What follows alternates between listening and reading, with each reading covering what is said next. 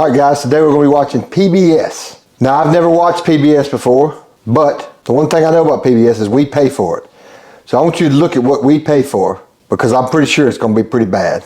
Let's go. It is important to say we may not know the final results of the presidential election tonight. States have different processes, different deadlines for counting and reporting results. And of course, there's always the potential for challenges to the voting tallies. Could take weeks. A reminder, we are reporting results from the Associated Press, and they will call a race when their analysis shows it is mathematically impossible for the trailing candidate to overtake the leading candidate once all of the votes are counted.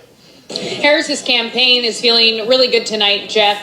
They've been sharing some of the statistics that they think shows that Harris could very well be on the pathway to 270. Specifically, they said that there is high Puerto Rican turnout in Philadelphia. That's what some Puerto Rican. She has to say it with an accent. Campaign sources highlighted, and they think that that bodes well for them because of the fact that Donald Trump ended the last few weeks with that racist and sexist Madison Square Garden rally where the comedian made the racist joke about Puerto Ricans. So they believe that high turnout amongst Puerto Ricans could very well help Harris in a city like Why does she have to say it with that accent? Philadelphia. They also pointed to high student college turnout. Simply hired to go out and do it. The second concern that's been raised about this relationship is that Elon Musk has been, similar to Donald Trump, putting out some of the most debunked and repeated false allegations about voter fraud and cheating in this election. And there's all this ongoing question as to whether or not Donald Trump, if, let's say, this does not go for him tonight or in the days coming, whether or not he will concede the election if it is fair. And Trump was asked this when he went to vote today in West Palm Beach and said, yes, if it's fair, I will. But in the hours since, he has continued to promote baseless claims that there's cheating in the swing states, particularly in Philadelphia and Pennsylvania. And having Elon Musk sitting next to him, who has been parroting those same... We're paying for this station. This is crazy. I didn't realize they were so liberal. Claims on the enormous social media platform that he owns, X, makes a lot of people wonder whether or not Trump will in fact honor the outcome of this election. So it's a legitimate ongoing question that people are really concerned about. And William, we saw even Republican officials in Pennsylvania having to come out to debunk some of that information. Former President Trump was talking about secretaries of state in a number of battlegrounds having to work to counter some of that misinformation already. But you probably heard Laura reporting earlier on some of what she's hearing from Harris campaign sources about North Carolina and Georgia in particular, two states we think could give us some kind of early indication of which way this night is going. If former President Trump loses both of those, his path to 270 becomes much more difficult. Have you heard anything from campaign sources or anyone in Trump's team about how they're feeling about those two states? The word that they are putting out is that they are confident. But so far, the campaign is bullish and confident that those things are going their way tonight. After the Puerto Rican island of garbage, whatever joke at the Madison Square Garden that we heard, it mobilized. And from what we're hearing initially, I think we'll find that Allentown, Reading, which significant Puerto Rican populations, found that there was higher turnout than expected among those populations. When you move down, they're mad. Those were people really who were mad. open. And to the atmosphere of violence, we need to recognize that this atmosphere of violence that we are contending with is because one of the two candidates for president throughout his entire campaign has invoked violent rhetoric right up until the last couple of days. And so we are here because a person who used to be president of the United States and should know better and should be about bringing us together has decided not to do that aggressively. Let's shift our it's counted, but in the order that they're counted, it could give an impression that one side is doing better than the other. Yes, although I don't think we're going to have that to the degree we did in 2020 because obviously it was a pandemic and so many people turned in their ballots by mail. And in many states that really don't have a history of vote by mail, and Pennsylvania is a perfect example of this, this was a whole new experience for them to try to count all of those ballots. And what we knew, because Donald Trump then in 2020 was saying things like, we need to not vote by mail because it's rigged. So his voters came to the polls. Democrats voted by mail. And so there was a mirage. The election day vote got counted early. So you saw this red. And then as the ballots were counted that were mailed in, it became less red. That is not expected this time around. I think we're going to be able to see. We do have to pay very close attention, though, to when they talk about, 65% of the vote is in or 72% of the vote is in. And anybody Seems to be urging former President Trump to not come out early and make any kind of premature declaration. He won't. Yes, I think Republicans were burned, felt burned, some of them, by more than burned by what happened in 2020. And we know there's been a huge division in the Republican Party with most elected Republicans sticking with the former president. But I don't think that means that they are comfortable with, certainly with what happened on January the 6th. And I don't Nobody think cares. Want to see a repeat of that. Yeah. I know. We used to talk so much about Florida. Remember those days? Once upon a time. Right. But, there are some interesting counties here. We are getting some results in. 76% actually of the expected vote in now from Florida. And one place I want to look is Osceola County. This is one of 3 majority Hispanic counties in the state of Florida. It's an important place for Democrats and also largely a Puerto Rican community. You heard Laura talk about, you guys have talked about that as well. Let's show how this compares to what's gone on in the past. We've got Harris right now with 70. They picked out the one county that Kamala's ahead in Florida. 6% of the expected vote in this county, up by just 1 point. That is definitely a decrease from what Biden got in this county and Clinton. Now, there's still 24% of the vote left, but in this heavily Puerto Rican county, this is probably a disappointment at this point. Again, we still have more results to come in from Florida. Let's look at... She looks like she's scared to report that. Was on the wrong track. A lot of people, they were also afraid about the threats to democracy. And we cannot discount the role that is playing in the people's thinking and also reproductive freedom. And so you put those two together, and I'll be interested to see if those two issues swamp the sort of dyspepsia in the country about we're on the wrong track. And maybe people think we're on the wrong track because reproductive freedom is in jeopardy and the threats to democracy.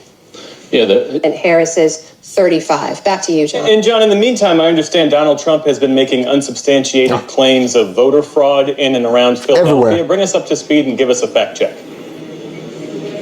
He went on social media earlier this afternoon, said that there was massive fraud or massive... I cannot believe we pay for this. This is just a left-wing, this is just a Democrat news station. We need to defund PBS. Trump needs to defund PBS when he gets in there. Is his words, going on in Philadelphia, and that law enforcement was on the way. It's a lot of ballots that are going to be coming in late, and that could delay things even more. It won't. There is some confidence in this state that they can get all the mail-in ballots counted by midnight, which would be a big step forward from 2020. But you think? The in-person vote has to be counted.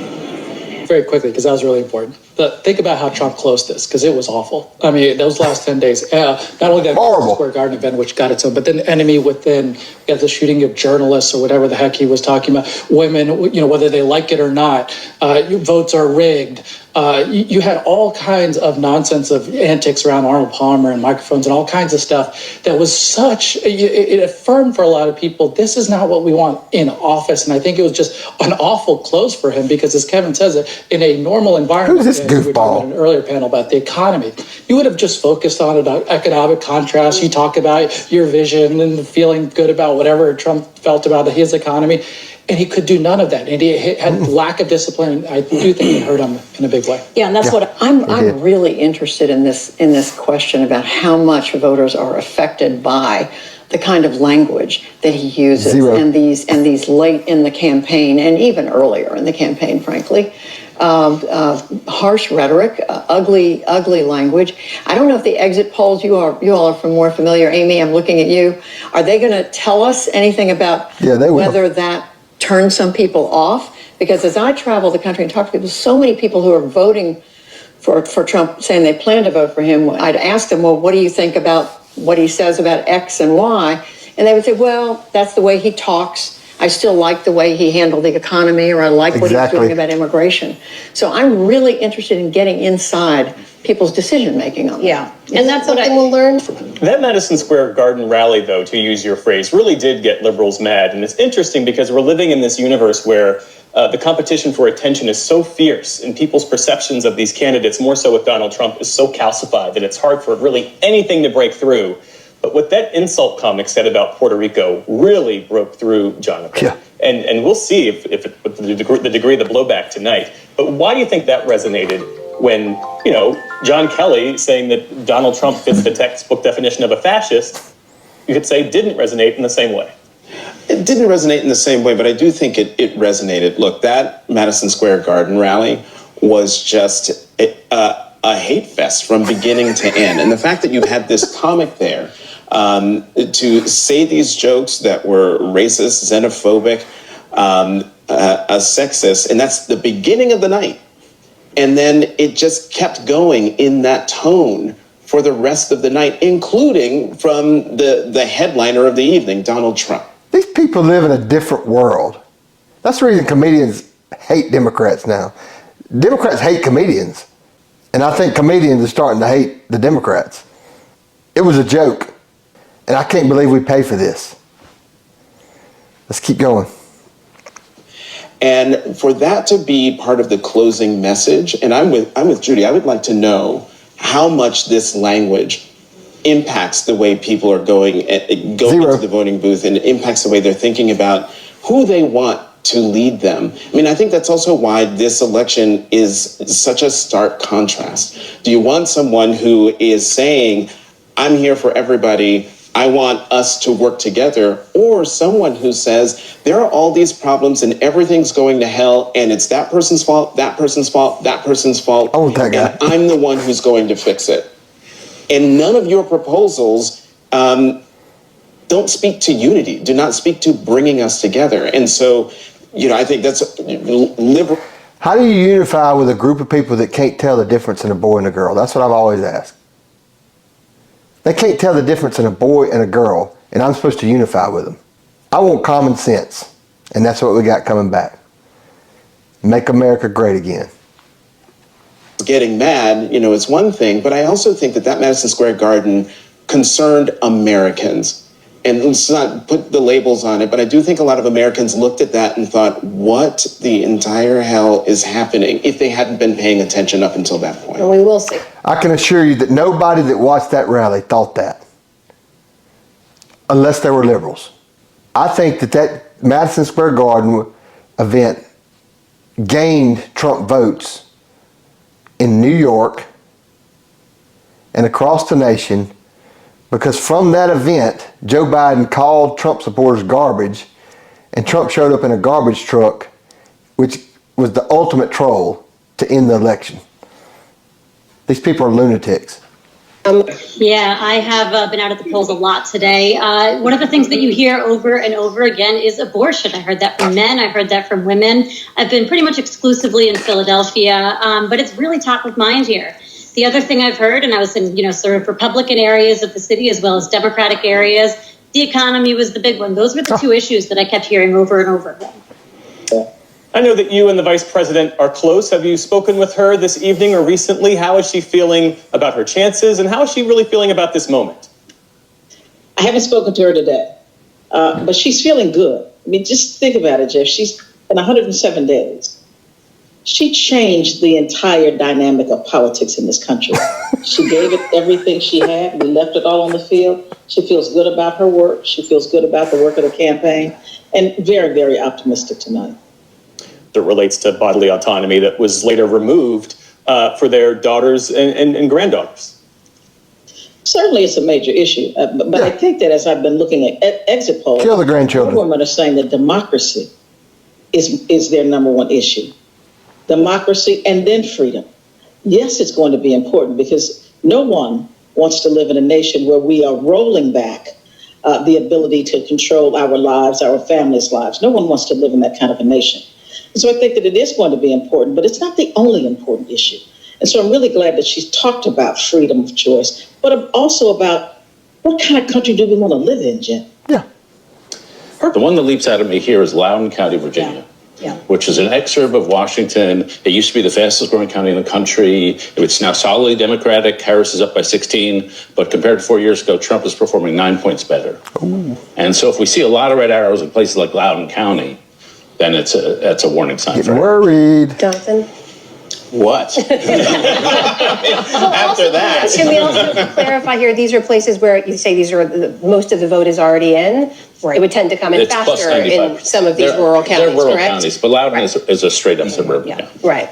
Yeah. Uh-oh. Yeah. I mean, look, I look at the fact that Trump is doing better in Loudoun and better in these red counties already.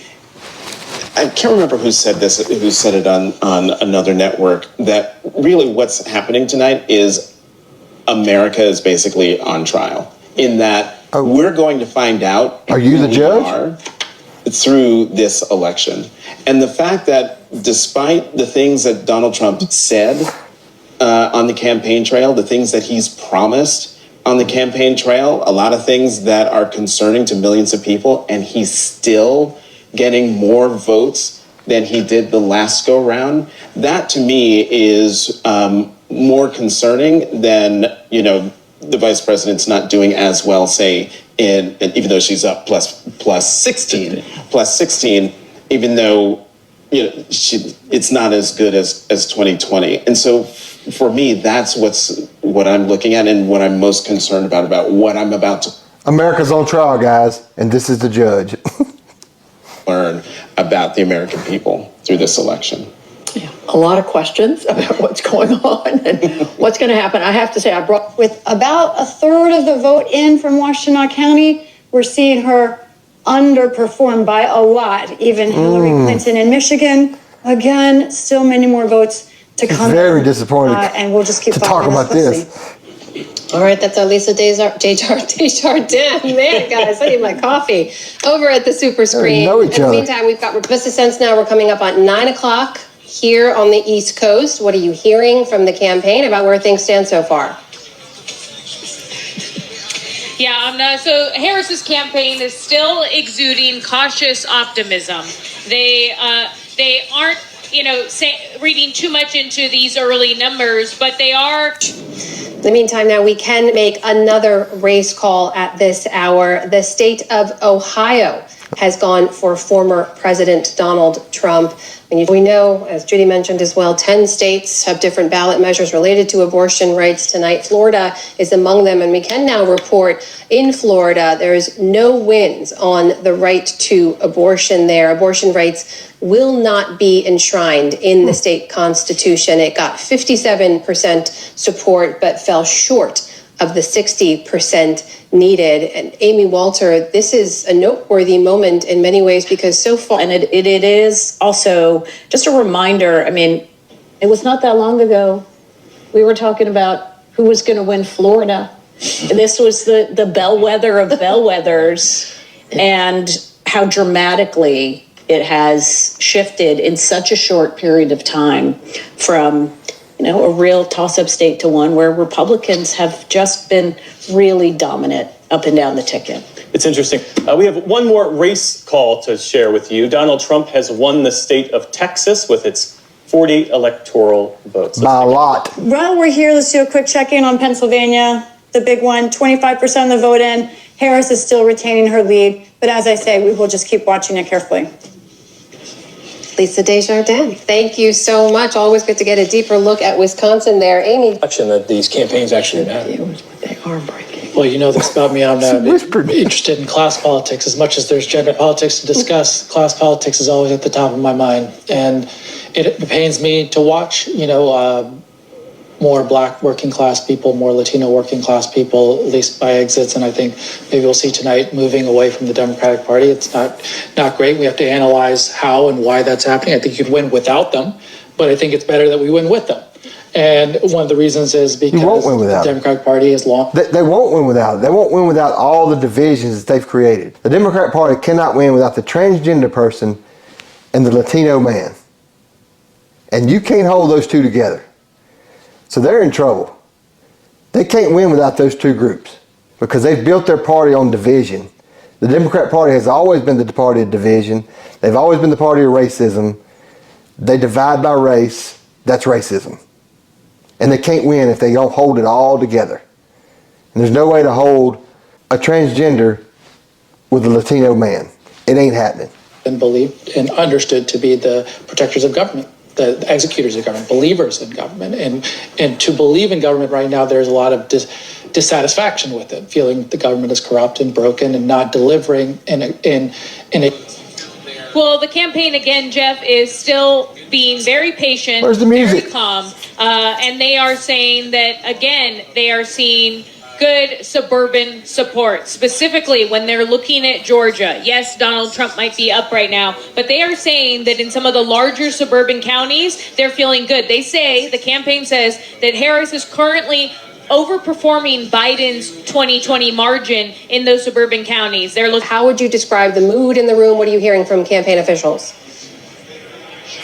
The mood here is very, very positive. I mean, I haven't been able to poll everybody here in the room, but the sense you get walking around and talking to voters is that the news keeps getting better and better and better for them. We have coming in, let's take a quick look at where we are in Pennsylvania with the vote. This key state, 55% of the vote. Trump is up 51 to 48, but we do have some big counties to come in still. And let's look at the percentages here. Philadelphia, only 45% of the vote in. This is a place where you see Harris running up the total. There are thousands more votes for her here that have not been counted yet. Yeah. So even though it's close, there are some big areas still to come in here in Pennsylvania. Agree with that?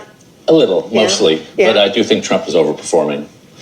You look at these stats, Georgia with 93% of the vote in, he's up by 3. North Carolina, he's up by 3. Pennsylvania, he's up by 3. Michigan, he's up by 4. Wisconsin, he's up by 2. So that looks to be like overperforming. In Ohio, we talked earlier in the night about Sherrod Brown. He's in real trouble.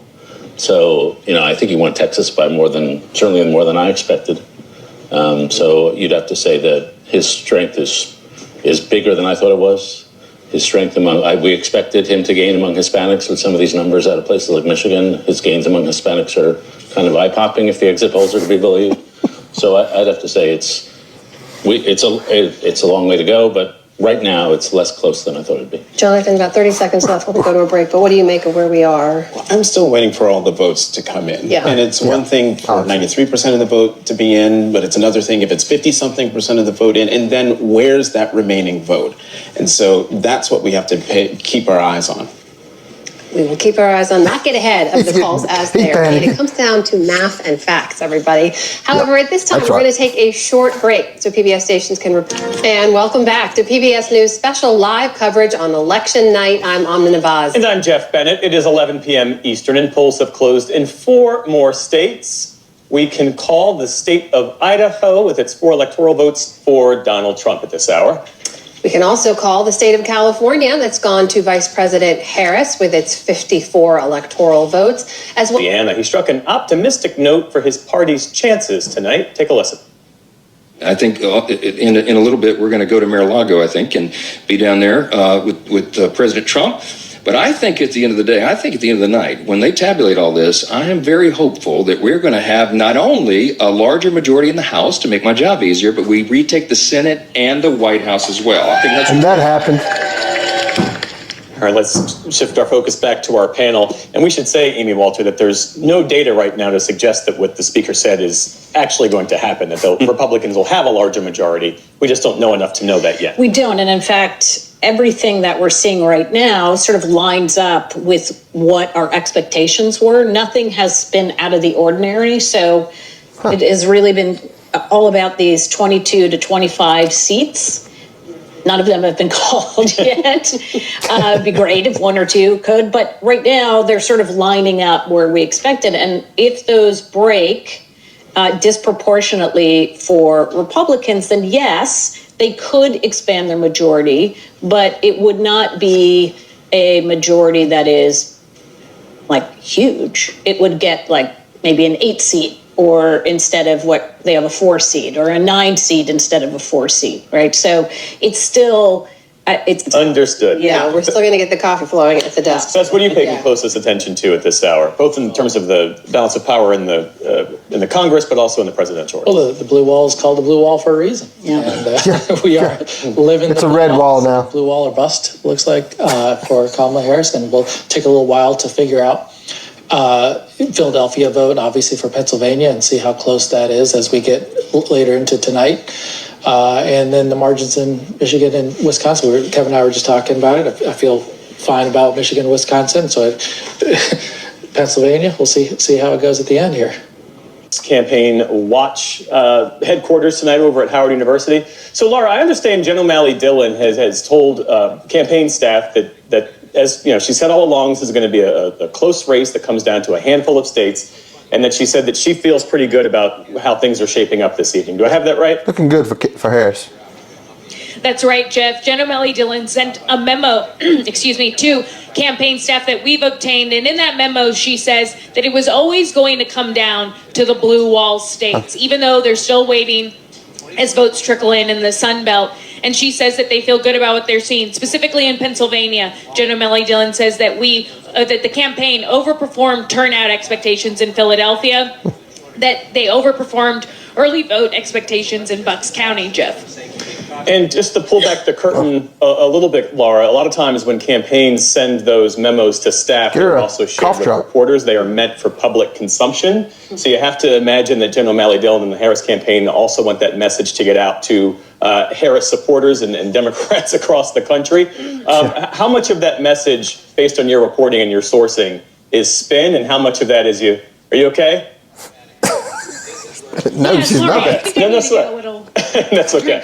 But how much of that, if you okay? So I'll go to old campaign hands. When you get a message like that, when a campaign sends out a message like that, how much of that is spin? It was directed at you, Geoff. So, you, MSNBC, CNN, a bunch of media pundits who, they're trying to say, don't start counting too early and suggesting that there's an outcome here. Give us an opportunity to make sure all the votes are counted, which is absolutely fair. And she's giving you the tea leaves of where they'd be looking. So yeah, that was intended for you more than the campaign staff. Yeah, that memo was not obtained. It was sent out so that it would be sent out to staff, so it would be leaked right to the press.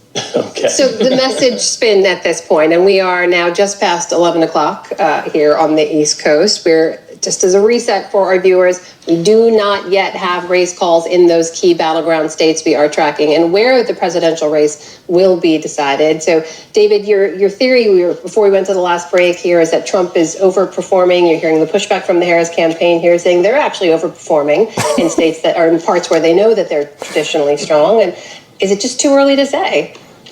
Well, it is too early to say, but we have some actual results. I mean, 93% in Georgia and 68, 80% in some of these states. If I could ask our two campaign veterans, when people give us this spin, do you secretly know that it's just spin, or have you persuaded yourself that oh yeah, we're winning no matter what? Or is it actually true? I've never heard a campaign operative tell me our internal polls are just terrible for us. It's always our internal. Correct me if I'm wrong. I'm not hearing we're winning. I'm hearing we think we're doing well where we thought we would do well, but it's still too early to say. And in some cases, we still know the large metro areas, which tend to come in later and in larger batches, will tend to break Democratic, right? Not to get ahead of where in. He basically just said, are you all liars? Or do some of you tell the truth? Yeah, David, I didn't hear a ton of spin, but maybe the one thing that I did hear, if we get Laura back, is that it was always the blue wall, right? That wasn't always the blue. We obviously, even just yesterday, I think David Plouffe was suggesting that we have to see a path to victory in all 7 of the battlegrounds. That obviously isn't going to necessarily be the case, but the blue wall is really critical. There's no doubt that Democrats have focused on it all the way through. So I'm not sure it's a ton of spin, but certainly maybe a reframing of the evening. Right? Well, I would say, David. In terms of spin, Geoff, look, the campaign has gotten a little bit more quiet lately than they were earlier in the night. That's just, that's the facts. But Jen O'Malley Dillon, as the chair of Harris's campaign, is trying to project some calm here. Even yesterday, when she was talking to reporters, was saying that things were always going to be tight, despite some of their confidence that Harris did have a pathway in the 7 battlegrounds. they were all along saying that things were going to be narrow, that the margins were going to be tight. I was texting with Congresswoman Debbie Dingell just a moment ago, a congresswoman from Michigan, who in 2016 had warned about Michigan and Hillary Clinton's chances there. Debbie Dingell said that she was nauseously optimistic still, and that it was going to be tight, but she was nauseously optimistic. That doesn't sound good. Worried just yet. And that's kind of the sense that I'm getting from a number of Democrats, those here, those elsewhere, that they are trying to be as calm and patient as possible and still feel as though there is a pathway for her in those blue wall states and when Nevada comes in. Nauseously optimistic is something I've heard from other Democrats as well. Laura Brown, in recent weeks, when it looked like Kamala Harris might have some momentum, you hear more of that talk from from former President Trump then. So now, does this suggest that he may be winning? He's feeling better, feeling more confident, as William was reporting. So he doesn't need to put those allegations out there, which, by the way, most of or all of which were unfounded. There was no evidence of any fraud that anybody could find. I mean, we've got people all over the country looking in every state, in every voting jurisdiction. So what was it based on in the first place? Well, the other thing we've heard repeatedly from him, just continued election denialism from 2020. And Jonathan, when we go back to this Arizona Senate race and we talked about candidate quality, Carrie Lake, the Republican candidate there, who's continued to say that the 2020 election was stolen. And right, it's not translating at the ballot box. It seems in Arizona, but you look at polling of Republicans and the fact that a majority of Republicans believe that the 2020 race that Donald Trump won or was stolen or was irregular is quite concerning. But you were just talking about, and just had a brain freeze. What were we just talking about? Trump's messaging. Trump. Oh, so Donald Trump is probably the most transparent person in politics. And so when he's frothing about cheating and fraud, and all the final weeks of his campaign, he didn't feel good. He thought he was losing. And the fact that he's gone quiet on social media, I don't take that as... He's probably looking at the New York Times needle, which is sitting there in the red and thinking, okay, and whatever data he's getting, and, well, I don't have to do this anymore. But I suspect as we go later into the night, we might see him gin it back up, and if he starts doing something on his social media site or doing things on Twitter, that could also be a sign. David, do you agree with that? Yeah, I give him time. He'll say something stupid. I mean, one of the Kamala Harris hit him at the end for fascism. And I thought that was not the right way to go at him, because to me, the problem with Donald Trump is not too much order, but too much chaos.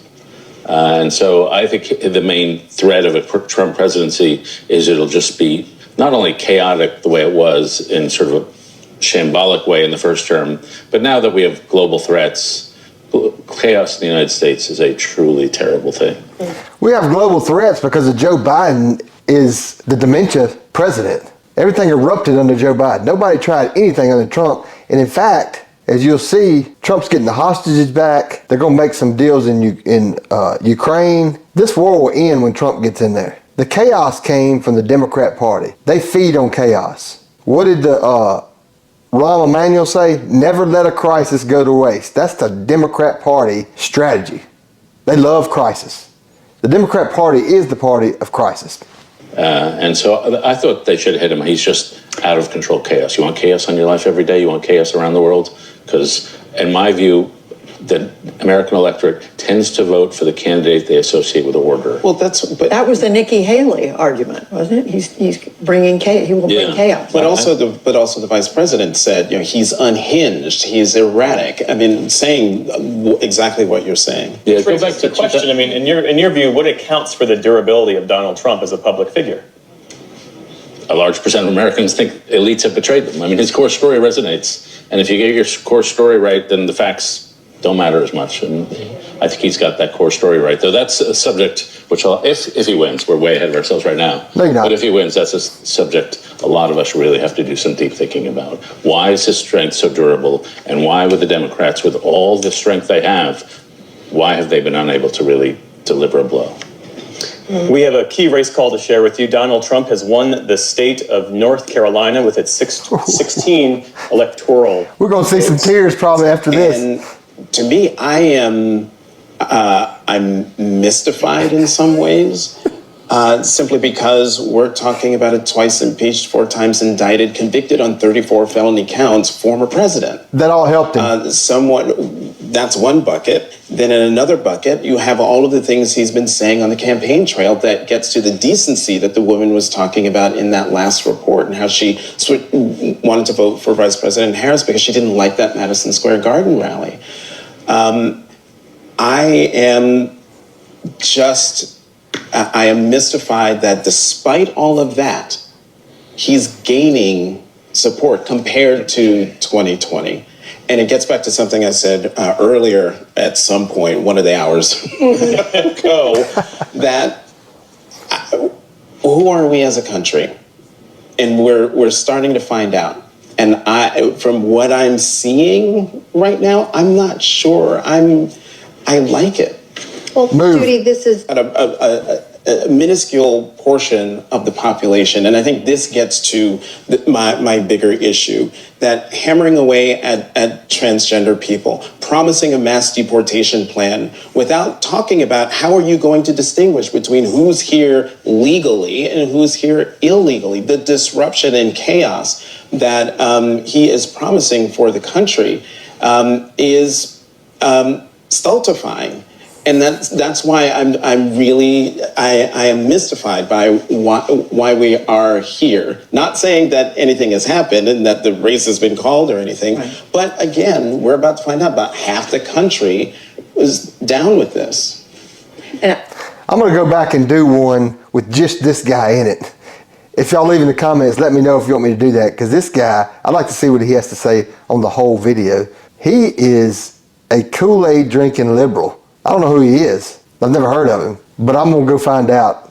And we may have in the future a video of just him. Leave in the comments if you want that. Democrats have put forward, and the people Democrats have chosen to put those arguments forward haven't made the sale yet. We don't know what's going to happen tonight.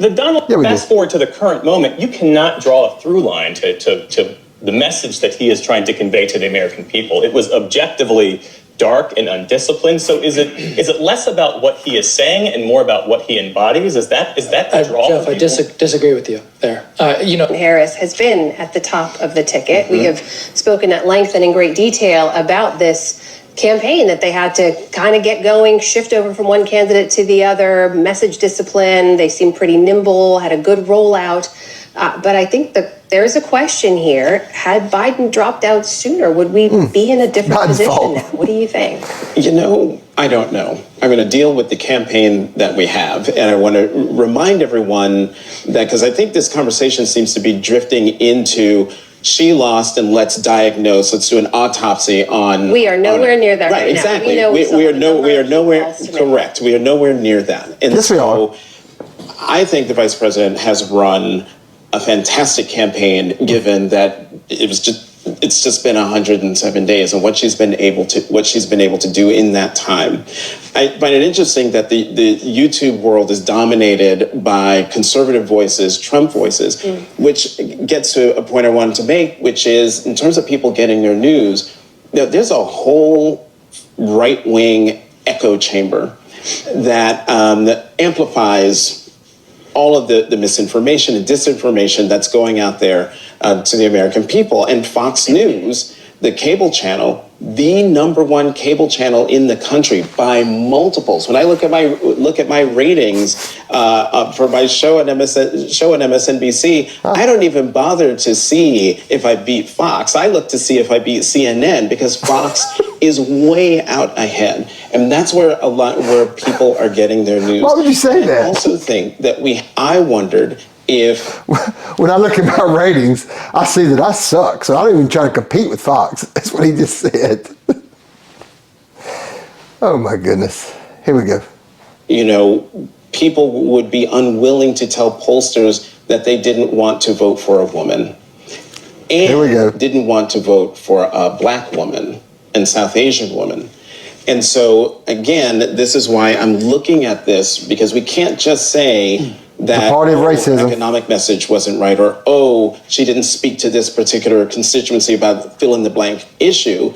Could it be that the country still has an issue with a woman in the top job in the nation, if not the world? I mean, even though our allies and a lot of our peers have had women leaders. Judy, Kamala Harris had been chosen. Would she have run a different campaign? She ran to the, it's not run. This election's not over. She has run a campaign to the middle. She has not emphasized her gender, her race. She is, in fact, just kind of jumps over those questions when they've come up. She's a test case for the Harris campaign. And it was 2019. And it was 2019. And there's not very much there that made us think this would be a tremendous national candidate who would be able to, even win a Democratic primary if Joe Biden had dropped out earlier. They're jumping off the ship. I think what we've seen with some of the numbers here tonight and some of the underperformance is just how real that test case applied at a national scale in a general. I don't think that's. I don't think that's. I didn't cover that campaign. I don't think that's That's not apples and apples. Yeah. I mean, also because remember in 2020, but primaries make you stronger, and she didn't go through a primary. Well, exactly. Well, fine, but again, she got out of the race because anyone paying attention to that race, as long as Joe Biden was in the race, he was going to take the base of the party, and that's African American voters. And so she looked at the handwriting on the wall and got out. But you can't use 2019. You cannot use her failed run in 2019 and hold it against her after watching this incredible campaign she's run now. Incredible. She was such a disaster. Is it incredible? But she was such a and can you not take it? You absolutely can. You can take 2019 and apply it here. I mean, did she run an incredible race? If 2019, if she were running the race she ran in 2019, we would not be having this conversation right now. We should turn to Laura Brown Lopez. She is actually with the Harris. But we're here at Harvard University, and the crowd has quieted a little bit as the night has gone on. But every time they see a state called for Harris, they roar back to life. At one point, they did call for the DJ to start playing rather than listening to some of the results come in. But the crowd is still going here as they hold out hope that Harris can succeed by winning the blue wall states as well as Nevada. But when it comes to the Democratic sources that I'm texting so far, a lot of the Democrats are still cautiously optimistic. None of them are saying just yet that they feel as though they're feeling ghosts of 2016. They say they're rejecting that this is like the Javits Center and Hillary Clinton's run. Right now, I was texting with a Democratic House member in Nevada who is extremely confident that Harris will win Nevada. So they're really looking to that western state, to the Latinos in that state, which are different from the Latinos on the eastern in the eastern states. And again, it really is going to seem like it's coming down to whether or not Harris's campaign was able to use their extensive ground game, which many had seen as far more extensive than Trump's, to drive up turnout in Milwaukee, in Detroit, and in Philly. And that is what they're looking to right now. Laura, I don't know Trump right now, but they aren't saying that they think it's gone just yet. So they're still, right now, some of them are starting to admit that they're a little bit nervous, but they're trying to project as much calm as possible, reminding people here what it was like in 2020 when, at this point, some of these states were looking as though they were favoring Donald Trump, and it wasn't until into Wednesday and beyond when things started to shift for Democrats. I think got all the trucks in. What are you hearing from your Trump campaign sources? This guy looks mad. We're hearing the exact opposite. Incredible sense of optimism. I mean, before North Carolina was called, the Trump campaign officials I'm in touch with were saying, this is clearly going to go for us. They believe Georgia is the same. They also still believe that the numbers that they are seeing in Pennsylvania indicate that that is nearly a lock for them. And they are also seeing all of these slow chipping away at the blue wall states, that every time there's updates to that, there are cheers that come out of the crowd. So very, very upbeat and strong and growing crowd here at the Trump campaign. Absolutely. So the question now is not, of course, who will be in charge in the Senate, but Back to the board. What will be the majority for them? Right now, as you say, You put together that there were some 60 bomb threats, not credible bomb threats, but bomb threats nonetheless, that were called in to polling sites across Georgia. Is that right? Yeah. 60 bomb threats, many of them attributed, we believe, to Russian sources. None of them turned out to be anything, but it did gum up the works here a little bit. But, you know, Geoff, I think the takeaway story here from Georgia is, despite all of that, this was a pretty smooth election. The Secretary of State, in that same news conference where he talked about the 60 bomb threats, said it was mathematically insurmountable for Kamala Harris to overtake Trump. But at this juncture, there's still a lot of votes to be counted and included. And those bomb threats, just to draw a line under this Russian foreign interference, these were called into Fulton County, Cobb County, DeKalb County. These are Democratic strongholds. Yes, generally speaking, they were centered around the Democratic strongholds all around Atlanta. There was one down in Brunswick, but that might have been some kind of outlier. But it seems, you know, as if it was some kind of concerted effort. Yeah. Whether it had any impact in the end, I can't say that would be the case necessarily. It might have. Still do not have a race call in Georgia, though, for this state. Is there any sense from statewide officials of when we'll be able to make that call? No. Well, it's going to happen pretty quickly here. I think they have on the order of 90% of the numbers in. But the remaining votes to be counted are from heavily Democratic enclaves all around the city of Atlanta. So stay tuned. We should know fairly soon, I think. Just because it's close doesn't mean that the seventh swing could all swing together. And we'll see if that happens. I think it's too soon to tell. I am, because I focus on what's most relevant, I'm focused on New Jersey. And New Jersey went for Joe Biden by 16 percentage points, and it went for Kamala Harris by 4 percentage points. So New Jersey is not exactly the Republican sweet spot. And I'm struck also, Derek Thompson is an excellent journalist at The Atlantic, said, we've seen a lot of red arrows, rural places going more Trumpy. But he says the biggest Trump gains were in Miami, Chicago, New York, Dallas, and Houston, in big cities. And that is surprising to me. But then you add it to a third thing, and this is an exit poll. I never know how to take exit polls. NBC, in their exit poll, that 1/3 of voters of color went for Trump.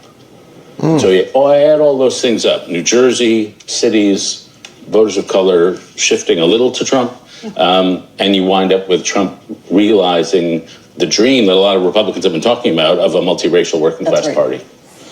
All right, can we just do a quick reset and put up the electoral map and see where we stand at almost 12:45 a.m. Eastern here on the West Coast? We're on the East Coast. I'm sorry. You never hear the Republicans talk about race, gender, sexual identity. That's all comes from the Democrats. They're the party of division. It feels sometimes. I will say, in a couple of years, I lived in Los Angeles. Right with you. Actually, if we were on the West Coast, this would be fantastic. This would be great. I would be so fresh. But it is a great time. Jeff's right. Let's check back in on the national union there. Now, so then let's say Nevada. Lisa, can we come back to you in 1 second? Sure. Forgive me, I'm sorry. We have some developments over at the Harris campaign. Let's go to our Laura Barone Lopez. Actually, this is Sid Richmond, a former senior advisor to President Biden. Now a key advisor to Kamala Harris. Let's take a listen. Not good. Good evening, Howard. Not good. Good evening, HU. I want to say good evening to all of the Harris campaign, the campaign family. Thank you for all that you have done. So you won't hear from the vice president tonight. Ooh, and go HU and go Harris. And go home. Thank you all. Go home. All right. There they go. Right, Amna. Well, the statement didn't go down very well. Even before Cedric Richmond came out to address the crowd, it was already thinning here at Howard University because some of the latest calls seemed to really put a damper on the mood here. And so a number of people were streaming out of the yard here at Howard. And as soon as Cedric Richmond said that the vice president would not be speaking, people started to stream out. Here we go, coughing again. Laura, we're going to give you, let us know if you need to step away for a drink of water again.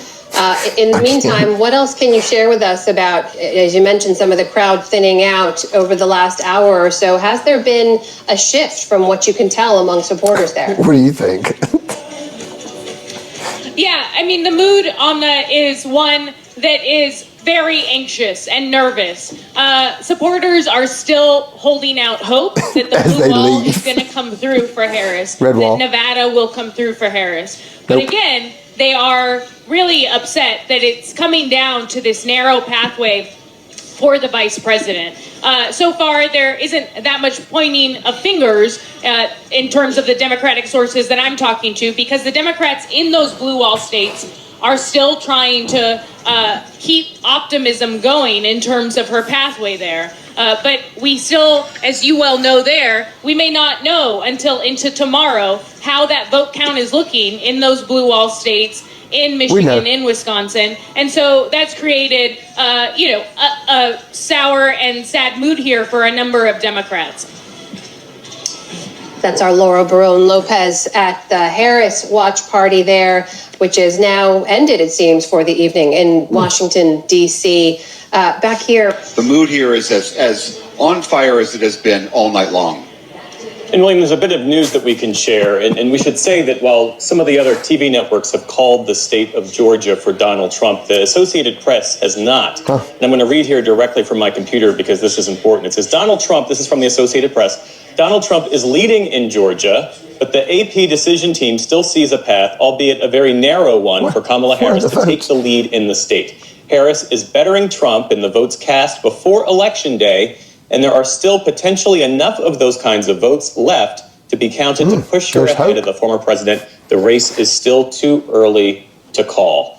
Enormous margin, but we're now at 78% coming in here. And to give you a sense of Philadelphia County in the past, where Harris is compared to the past, hold on, let me get the right button. Look at this. So right now, she is behind where Biden was in Philadelphia, which was also behind where Clinton was. That's not where they want to be. She needs to do better than this with the remaining vote in Philadelphia in order to do well here in Pennsylvania. I'm also going to continue our coverage here. So here I am again, Amy Walter. Wow, so we here I thought I had a break. Right. I was really looking forward to that.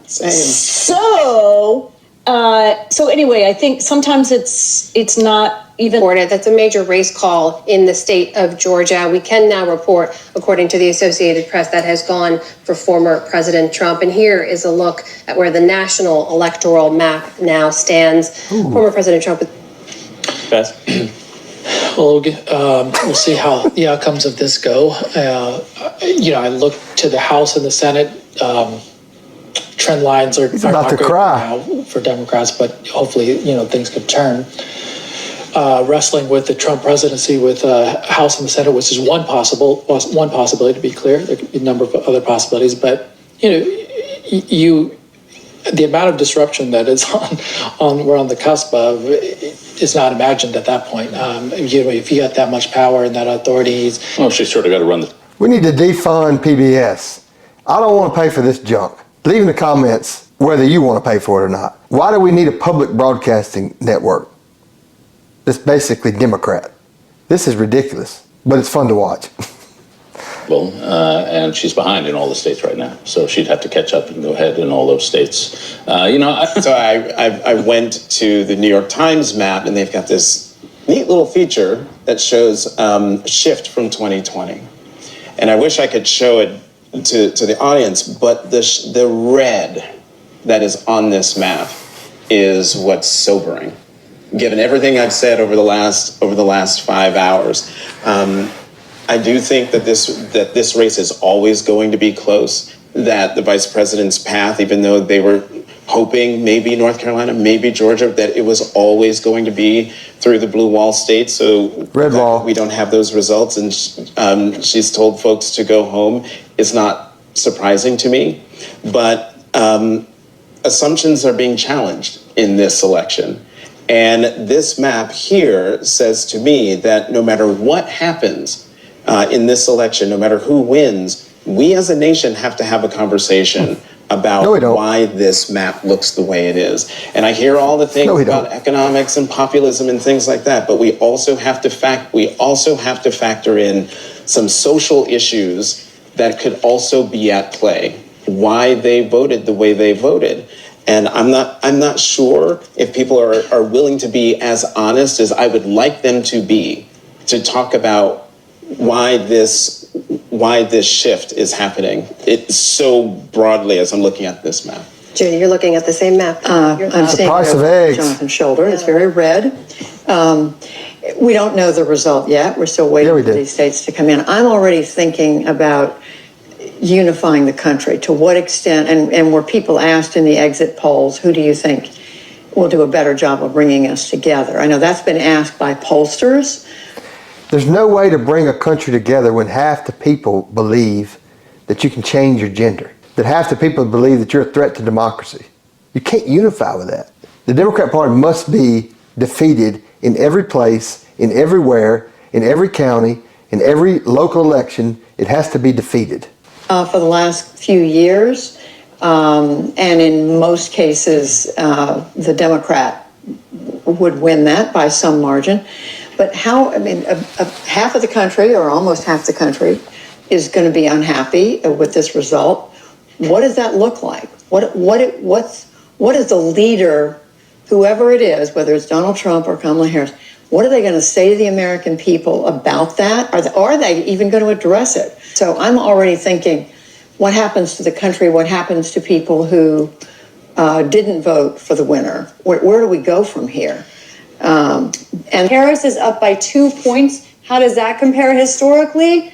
It's not great. It's not good for her. It's good for Donald Trump, where he is outperforming both 2020 and 2016. William, we should say that a TV network, Fox, has called Pennsylvania for Donald Trump. The Associated Press, however, says that several 100,000 ballots are left to be counted, and a flip is still possible if most of what's left to count is advance vote. Give us a sense of what's happening in the room and bring us up to speed on your reporting.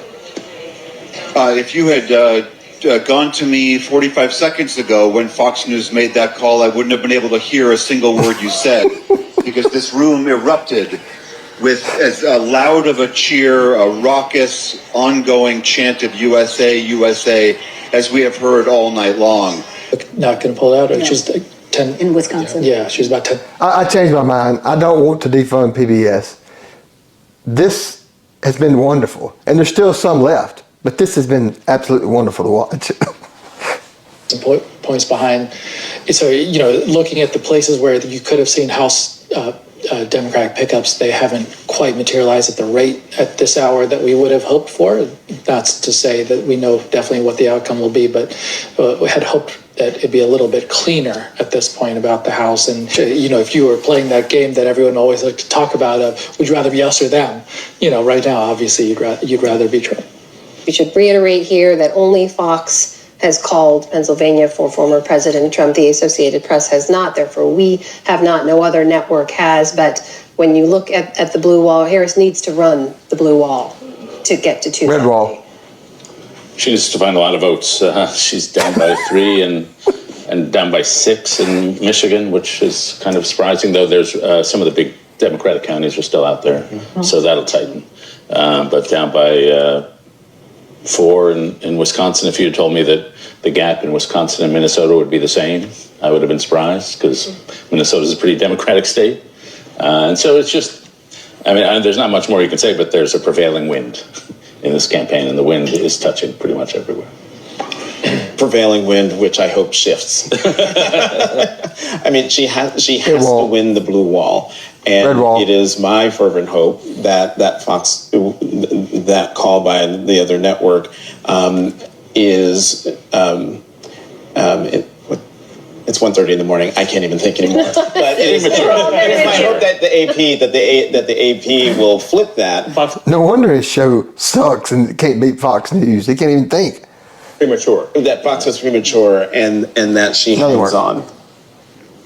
And if she doesn't, we could be looking at, it sounds like we're saying, a Republican White House, Senate, House. The House is going to be really Supreme hard Court. because we've got, between California and Oregon and Washington, there's so many races out west and Nebraska. So it does feel a little bit too early. I haven't been able to look at all the math, but it's probably right now that the Democrats are up 1 and overall, but they're probably going to lose at least one Michigan, if not 2, and so that will even it back out. And if your team lost, your instinct is to start blaming the voters. And it's always useful to, in my view, the voters are not always wise, but they're usually sensible. They know their own lives. They make sensible calls. And so instead of rushing to blame them for this or that, just humbly, what are they trying to tell us here? And usually there's a valuable lesson in there. As I understand it, is outside of what the Harris campaign election night headquarters used to be. She's joining us from a parking lot. Is that okay? Oh, actually, no, Laura, you're still there. You're still there. Nobody else is. I'm still here. Okay. So bring us up to speed.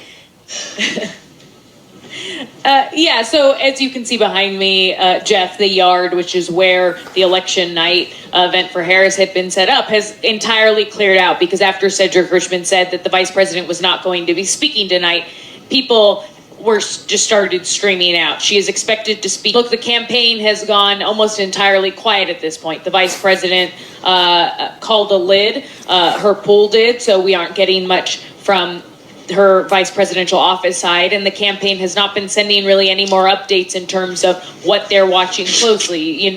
Everyone is waiting on tenterhooks at this point for the former president to show up.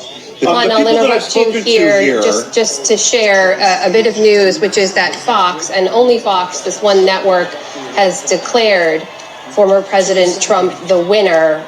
Associated Press has not called it, therefore we are not calling it. No other network has called that, but that may have been what triggered this response we're seeing now.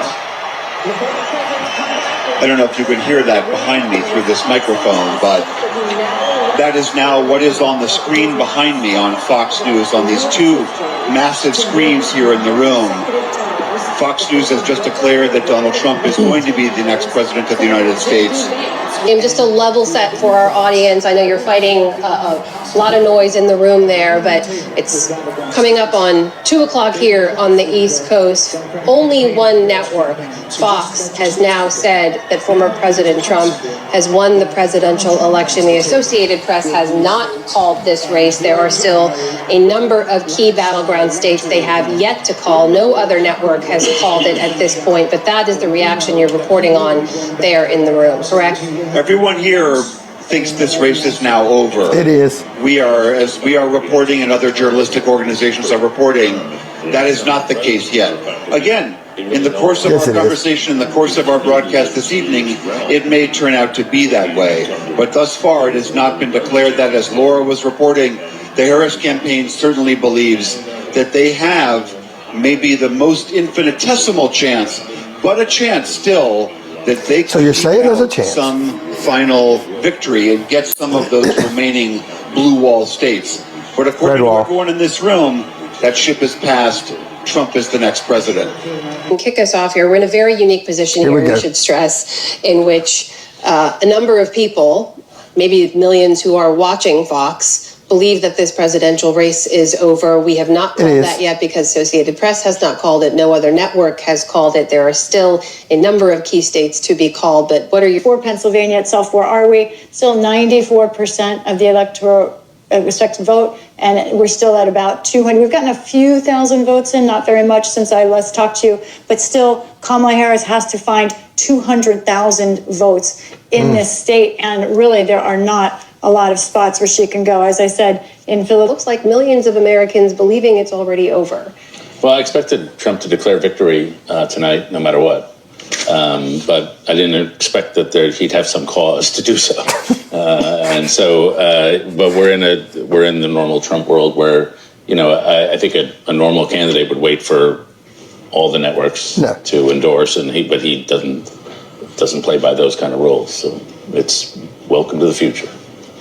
Jonathan? Well, I come to elections with a sense of humility simply because, polls don't vote, people vote. And so in elections, we finally get to hear what the American people have to say. And I've come to this election with an open mind, and look, I want to know what the American people have to say. What was it, 6 hours ago, I was mystified by what was going on. And now I can't help but think that Please cry. If this election seems to be, if it proves out that the millions of people who are watching Fox News, if that ends up being the case, then I can't help but wonder if the American people have given up on democracy. Hold on a minute. The Democrat Party didn't even have a primary. They didn't let them pick the person that they were going to vote for. So who's the party of democracy? They just installed Kamala Harris, stabbed Joe Biden in the back, and said, get out of here, old man. Who's the party of democracy? Whatever the Democrats accuse you of, that's what they're doing. Remember that. Whatever they accuse you of, that's what they're doing. If they accuse you of being a threat to democracy, they're the threat to democracy. Simply because I'm looking over your shoulder. Right now, Donald Trump has 51.2% of total votes. 51.2.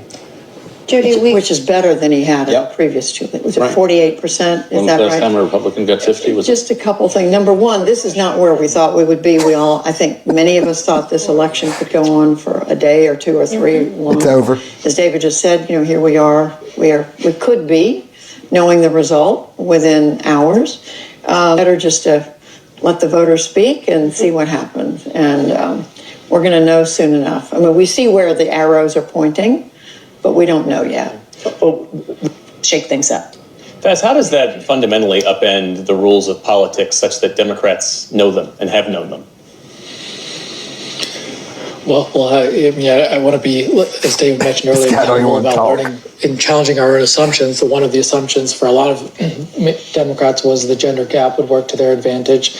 To a degree it didn't, but it did. But, if you think of it, the Biden win in 2020. Amy Walter, is there any place where Kamala Harris is overperforming Joe Biden in 2020? I was just trying to look at that because when I look at, and again, I'm not going into this county level data, just looking at every one of the states.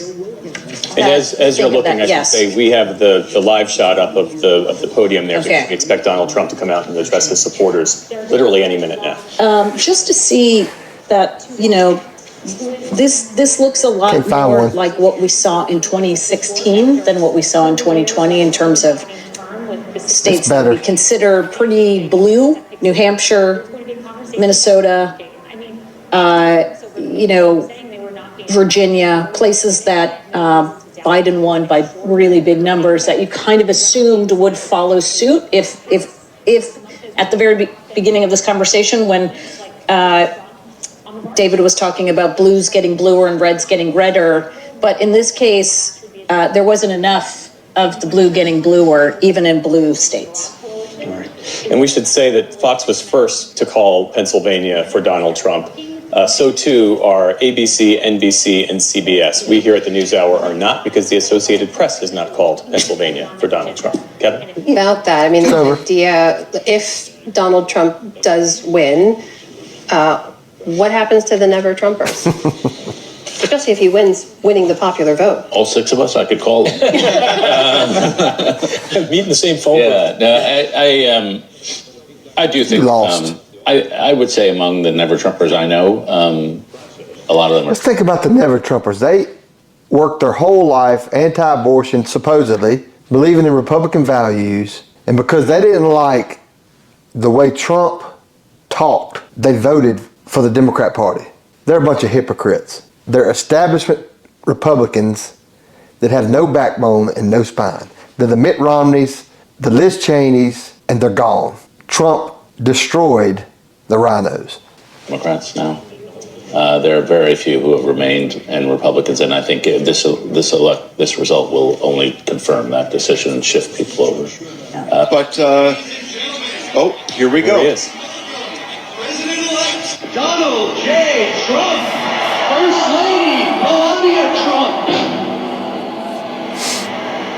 As Donald Trump takes the stage there, we can now report that the AP has called the state of Pennsylvania for former President Donald Trump. He's taken the stage there with his wife, with his son Barron, with his running mate J.D. Vance and his family, and also the Trump adult children. We're going to go live now to Florida, where former President Trump, is expected to speak.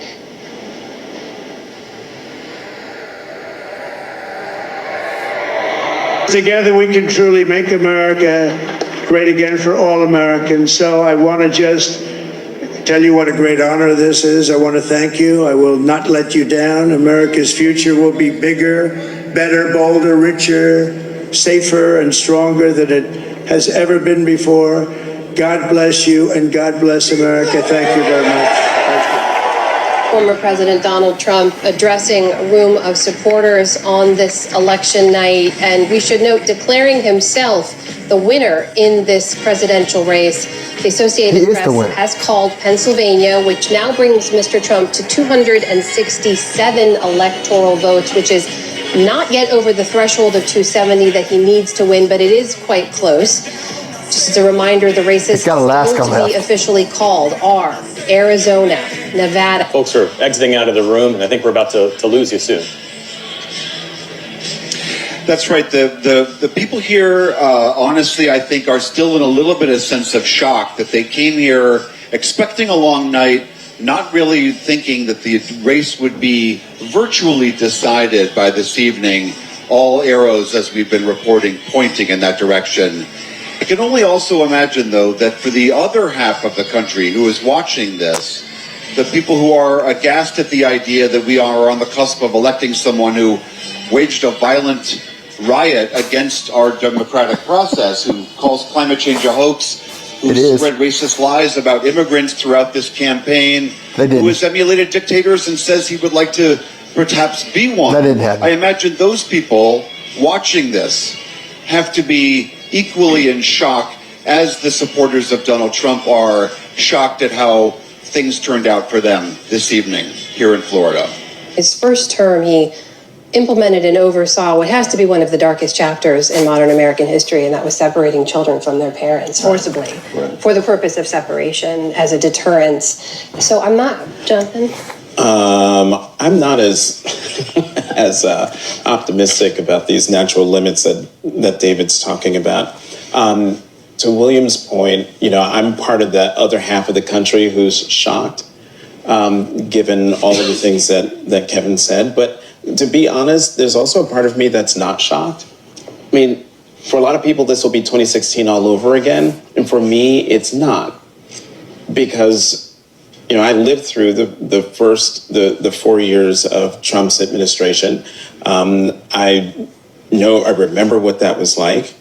And I just have to say that this is a sobering moment for me as an African American, because here we go. Things that he said on the campaign trail about giving power to police to do all sorts of things that would loop me in potentially to have an encounter with the police that I didn't ask for. As a gay American, I'm concerned. Didn't know that. The conservative supermajority on the court, particularly Justice Thomas, in his concurrence with the Dobbs decision. I wonder what the sexual orientation of everybody else in the group is. Why does he feel like he has to tell everybody that? It's none of anybody's business. Said, you know what, we should go after Obergefell. Which legalized same-sex marriage. So my marriage is on the line. As a journalist, I'm concerned because just 2 days ago, he talked about how I've got this piece of glass in front of me, and so if someone wants to shoot me, they have to shoot through the press, and that might not be so bad. But also as an American, I'm concerned because of what we've done to help the people of Ukraine. What President Biden has tried to do in bringing a resolution to the Israel-Hamas war, America's standing in the world, our role in NATO, in the Western Alliance, being the bulwark of democracy. I mean, all of those things are now on the line if indeed he is declared the next president of the United States. Judy, we heard William, of course, reminding us about the many things we've heard from former President Trump over the years, this idea that he's emulated or showed admiration for dictators, has hinted that he'd like to emulate them, as well as former chief of staff called him a fascist. We talk about democracy and what it took to uphold democracy on January 6th and the days after. And how are you looking at this question right now in terms of what a second Trump presidency would mean? I think with eyes wide open, I'm listening to what each one of you is saying tonight. I do want to understand better what the voters were saying. I mean, to David's point, I really want to dig in and understand, and not just by reading and looking at the exit polls, but I will continue to go around the country to understand from people, what were you trying to say with this vote? What are your expectations of him? He's made some enormous promises. He says he's going to make the country, he's going to fix the economy. It's already on the way it's already moving in a good direction, but he's going to make it better. There's going to be a chicken in every pot. He's going to fix immigration. He's going to fix Ukraine. I mean, he's made a pretty ambitious list for himself. He'll do it. Is the public going to hold him accountable? I mean, are they going to expect him to deliver? He will. What he's promised? I don't know. I noticed at the end, I don't believe he mentioned Kamala Harris's name. I'm not sure. All right, guys, that's going to wrap us up for PBS. That was great. I may try to take some of these individuals and make one of them. Leave in the comments if you want me to. If you like this content, click on one of these two videos to see more. And if you want to buy a product, we got some pretty good stuff. There's somewhere over here you can click. See you next time. Don't forget to like, subscribe.